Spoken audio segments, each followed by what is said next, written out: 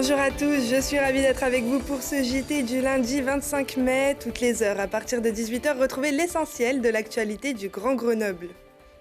Depuis le lundi 18 mai, les collégiens de 6e et 5e peuvent retourner en classe sur la base du volontariat, une reprise particulière et dans des conditions très strictes. Direction le collège André Malraux de Voreppe pour plus de précisions. Deux portails d'entrée différents, des arrivées échelonnées avec l'obligation du port du masque, des récréations à rythme décalé. Mais ce n'est pas tout. Pour assurer la sécurité du personnel et des élèves, le collège a dû mettre en place le protocole sanitaire national, un protocole exigeant qui chamboule le quotidien de l'établissement. Les espaces sont délimités par des marquages, un sens de circulation a été établi et des plans de classe ont été dessinés pour que chaque élève reste à la même table toute la journée. Ça change beaucoup de choses parce que déjà l'effectif est réduit, ils sont peu nombreux. La 6e que j'ai pris en main lundi passé, ils étaient 10. Ils sont masqués, donc c'est quand même très différent d'avoir des élèves dont on ne voit pas entièrement le visage. Et puis voilà, on a quand même le confinement derrière nous, un petit peu, c'est une reprise, quoi. Au début, je les ai trouvés très sur la réserve, on avait du mal à les faire parler au début, hein. Puis après, ils ont réussi à exprimer un petit peu ce qu'ils avaient vécu pendant le confinement.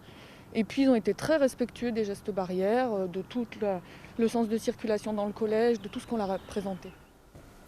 Un retour à l'école avec un double sens, car plus que l'apprentissage, c'est aussi le lien social qu'il est important de renouer, notamment pour les plus fragiles qui risquent un potentiel décrochage scolaire. Il y a des règles nouvelles, c'est sûr, pour les élèves. Il y a de nombreuses contraintes qu'on a pris le temps de leur expliquer. Et puis les élèves s'adaptent, les élèves respectent ces règles. Et au-delà des contraintes, il y a quand même le plaisir, je crois, de retrouver ses camarades, de retrouver ses enseignants, de retrouver son collège et de renouer avec des apprentissages en groupe. Parce que je crois que l'éloignement physique est pesant quand même lorsqu'il dure comme cela depuis le 16 mars. Le collège a ouvert 4 groupes de 6e et 4 groupes de 5e capables d'accueillir 15 élèves chacun et ce 2 journées par semaine. Pour l'instant, 80 collégiens volontaires ont repris les cours à l'établissement André Malraux de Voreppe qui accueille habituellement 440 élèves. Et en Isère, ce sont 96 collèges qui ont rouvert leurs portes aux élèves de 6e et 5e depuis le 18 mai dernier. Elle en avait bien besoin, la patinoire Pôle Sud se refait une beauté esthétique déjà, avec des pistes toutes neuves, mais surtout une beauté qui va faire du bien à la planète. Objectif, économie d'énergie pour l'une des patinoires les plus exploitées de l'Hexagone. Une phase de travaux importante en 2 lieux distincts, la réhabilitation de la petite piste, avec la démolition de la dalle existante et la recréation de nouvelles dalles, et une deuxième phase avec une deuxième localisation qui est la réhabilitation des équipements énergétiques en toiture, avec notamment le remplacement des 3 groupes froids, le remplacement des centrales de traitement d'air dédiées à la petite piste et à la grande piste, et la requalification de l'ensemble des installations techniques de l'ouvrage.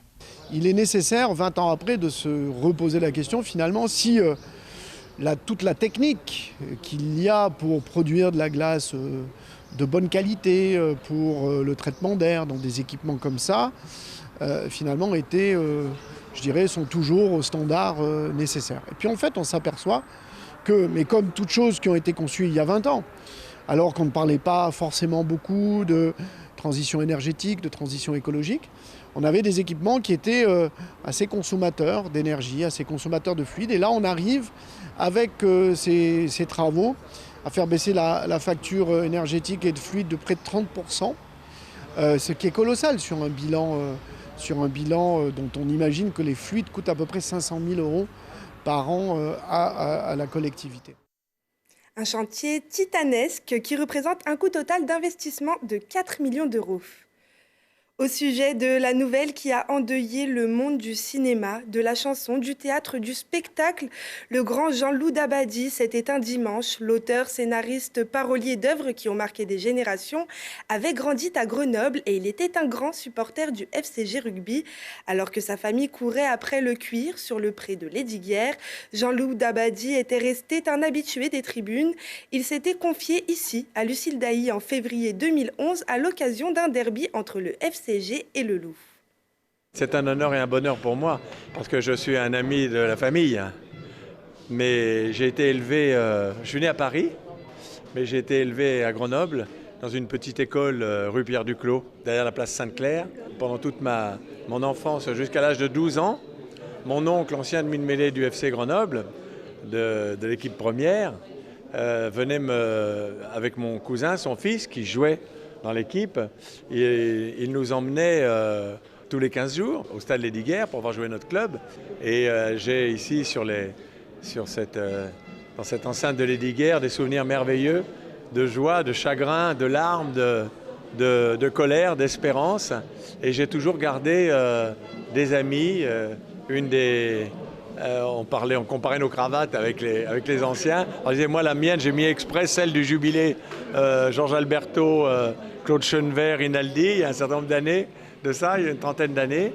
Et puis, quand nous pouvons, avec Véronique, ma femme, à qui j'ai appris patiemment les règles et qui les connaît bien maintenant, nous venons pour voir notre équipe. Quelquefois, on va la voir en déplacement. Et je pense et j'espère surtout et ça, les joueurs et le staff, avec mes copains formidables, là, Franck Corillon et Fabrice Landreau, Sylvain Bégon, et puis le président Chérec, qui est mon ami aussi. Je vois un grand ancien, Max Micou, décrocher l'honneur d'avoir une demi-finale, comme on dit, à la maison, ici. Et j'y serai. Et il y était dans les tribunes pour cette demi-finale perdue par Grenoble, mais il était revenu plusieurs fois et notamment au Stade des Alpes en février 2019. Il était alors question qu'il travaille à la rédaction d'un hymne pour le club. Nouveau lieu de distribution temporaire pour les Restos du Cœur à Grenoble. Il s'agit d'un local situé au 43 rue Marcelin Berthelot. Les distributions se font uniquement sur rendez-vous sous forme de drive les mardis, jeudis et vendredis de 10h à 13h. Les personnes doivent se présenter avec leur carte d'inscription des Restos du Cœur. Ce nouveau lieu de distribution alimentaire temporaire sera mis en place jusqu'à la fin juillet. La 43e édition du Festival du film court en plein air aura bien lieu cette année, mais sur Internet, crise sanitaire oblige. La Cinémathèque de Grenoble, organisatrice du festival, a indiqué souhaiter avant tout mettre en lumière le travail des réalisateurs et prendre le pouls, malgré tout, du cinéma d'aujourd'hui.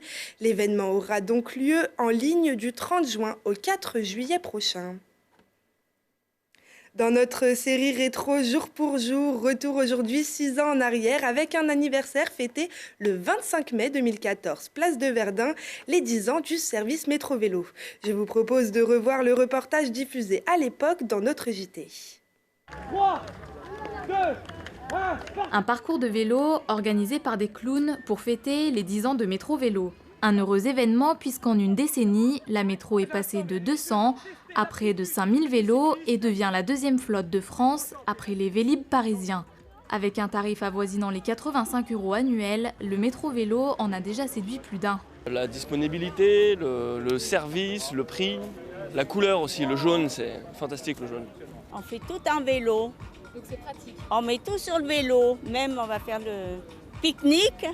Il y a même un petit panier où on puisse mettre toutes les affaires. Ça fait plusieurs années maintenant que je loue ce vélo. C'est vrai que j'en suis très content, très satisfait. Le temps d'une journée d'anniversaire, la place de Verdun s'est vêtue de jaune. Ateliers de conseil et de réparation, défilés de clowns, fanfares, démos de trial et parcours ludiques pour les enfants. Autant d'animations pour découvrir ou redécouvrir le célèbre vélo jaune de l'agglomération. L'occasion aussi de sensibiliser les usagers aux dangers de la route avec des stages de sécurité. Ce qui se passe dans les rues aujourd'hui, la circulation, les vélos, les voitures, les bus, les camions, je pense que c'est important de reparler de sécurité. Ouais. Et le moment de pédaler autrement au profit de la Fédération française de cardiologie. J'ai fait du vélo pour la cardiologie.